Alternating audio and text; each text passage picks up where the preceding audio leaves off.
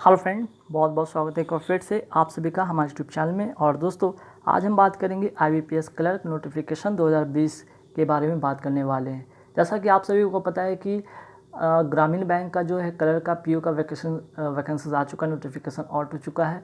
I hope कि सारे candidate form fill कर दिए होंगे। अब है कि यहाँ पे IBPS अगर बात करें PO का भी, तो यहाँ पे नोटिफिकेशन रिलीज़ कर दिया गया है। तो अब कहीं ना कहीं बारी है IBPS क्लर्क नोटिफिकेशन का। तो IBPS क्लर्क नोटिफिकेशन की अगर बात करें तो बहुत सारे ऐसे कैंडिडेट भी जो होते हैं कि IBPS की अगर हम बात करें तो PO को बहुत कैंडिडेट लोग इग्नोर करते हैं, ठीक है, नहीं फॉर्म भरते हैं। ज़्यादातर उनका फोकस होता है IBPS क्लर्क का। हालांकि जहाँ बात करें ग्रामीण बैंक क्लर्क का, तो ग्रामीण बैंक क्लर्क का या फिर PO का वैकेंसीज जब नोटिफिकेशन आता है या वैकेंसीज रिलीज होती है तो बहुत सारे कैंडिडेट उसमें इंटरेस्ट लेते हैं। पर IBPS PO में इंटरेस्ट बहुत कम लेते हैं, तो उनके लिए एक अपॉर्चुनिटी फिर से बनता है कि IBPS क्लर्क में अपना सीट पक्का कर सकते हैं, ठीक है। तो आइए यहाँ पे बात करेंगे कि इसमें टोटल वैकेंसीज क्या है, ऑनलाइन कब से होगा, एग्ज़ाम डेट क्या क्या होंगे, मेंस पेपर कब होगा, प्रीलिम्स में क्या पूछे जाते हैं, मेंस में क्या पूछे जाते हैं, उसका क्या फॉर्मेट है, क्या स्ट्रक्चर, सारी चीज़ के बारे में हम डिस्कस करेंगे। तो सबसे पहले हम बात करेंगे टोटल वैकेंसीज़ की।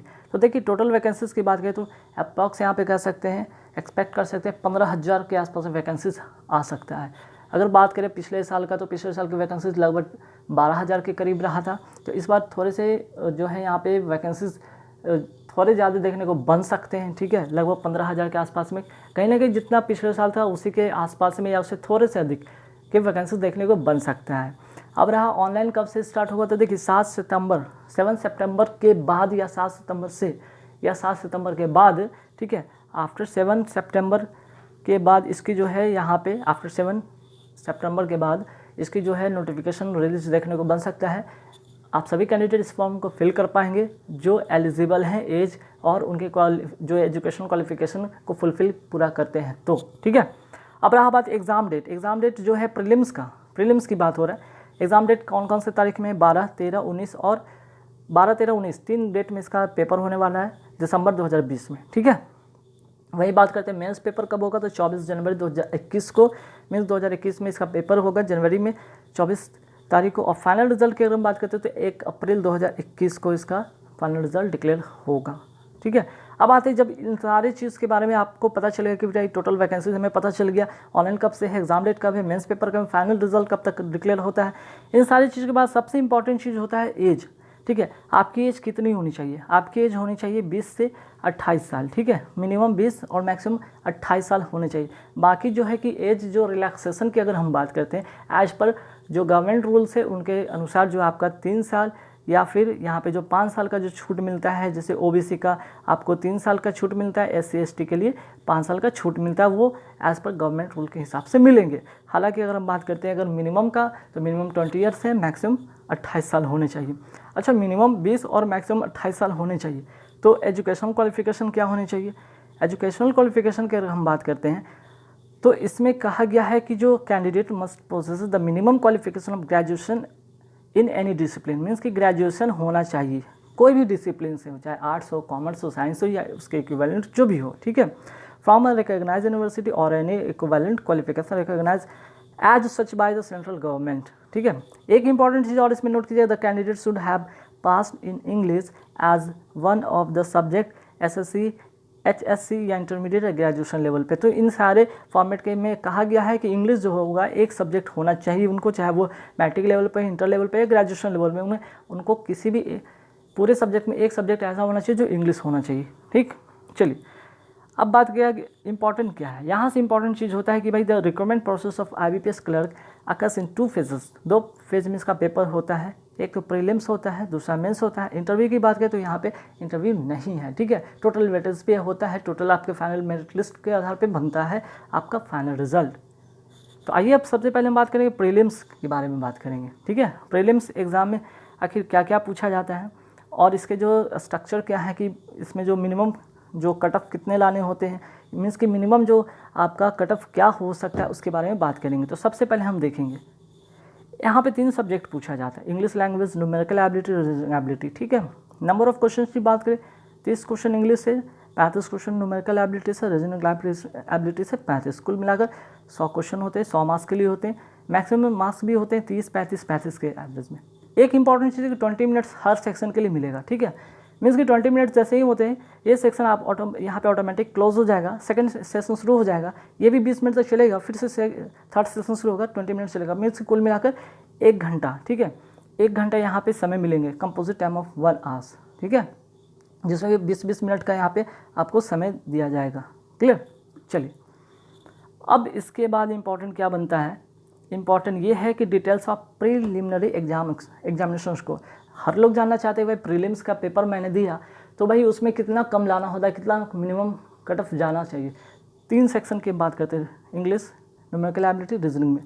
तो देखिए जैसे कि मैक्सिमम उसको 30 का होता है, 30 का होता है और 35 का होता है, ठीक है। इंग्लिश 30, सॉरी यहाँ पे एक चीज़ छूट गया, 35 था, ठीक है ना, यहाँ पे आप 35 कर लेंगे, 30 हो गया, यहाँ पे 35 कर लेंगे, ठीक है। मीन्स 30, 35, 35।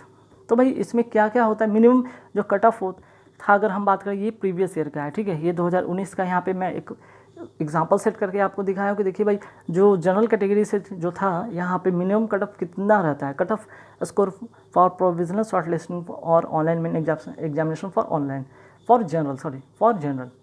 तो 30 में से कितना लाना होता है मिनिमम, 8.25। अगर 8.25 से या उससे ज़्यादा ले आते हैं इसमें आप क्वालिफाई कर जाते हैं।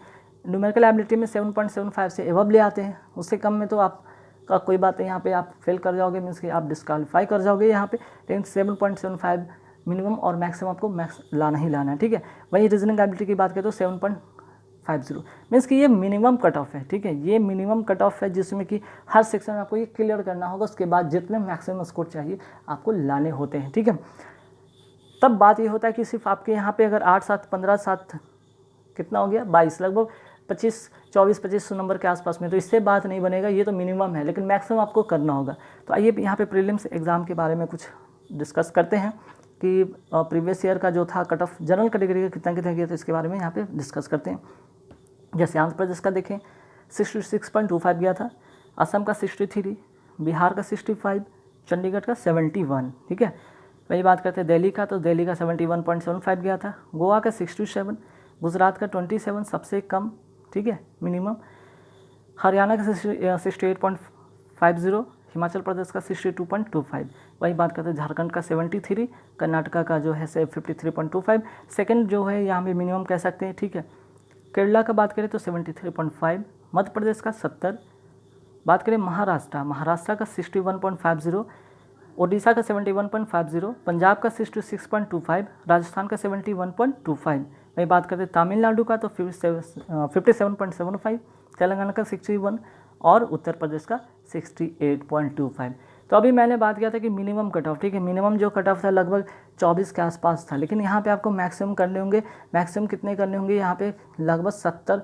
अगर आप कुछ जैसे कि कुछ स्टेट जैसे कि यूपी कर ले, हरियाणा कर ले, दिल्ली कर ले, बिहार कर ले, एमपी कर ले, तो वहाँ पे लगभग आपको 70 ला लेंगे। कुछ स्टेट की हम बात करते हैं जहाँ पे आपको 50 से 60 में भी बात बन जाएगा, लेकिन कुछ स्टेट ऐसे हैं जहाँ पे 70 से 75 के आसपास में लाने होंगे। और ये जो 50-60 का जो है यहाँ पे आप देख सकते, जैसे तमिलनाडु हो गया, तेलंगाना हो गया, ठीक है, इन सब स्टेट में कुछ ऐसे स्टेट है जहाँ पे आपको कम कट में भी बात बन जाएगी, ठीक है। जैसा कि आपको यहाँ पे कट ऑफ में बताया गया, जैसे कि आपको तेलंगाना हो गया, तमिलनाडु हो गया, ठीक है।